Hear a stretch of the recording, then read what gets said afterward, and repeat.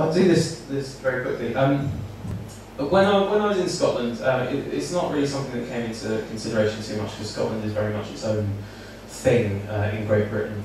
But it made me acutely aware of this north-south divide that's meant to exist.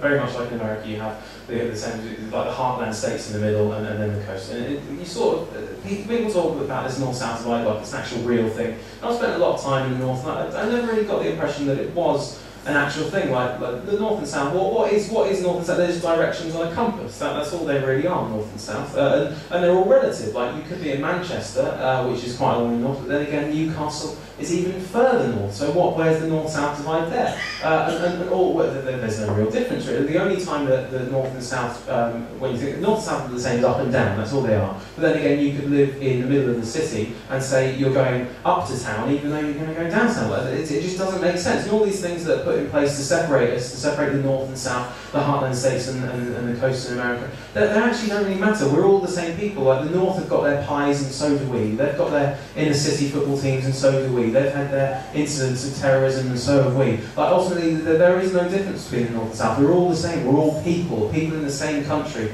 A country that's weird, a country that's bad, a country that's good, and ultimately that's what we should all take home with us. But it was fucking cold up there. It was really, very, very cold.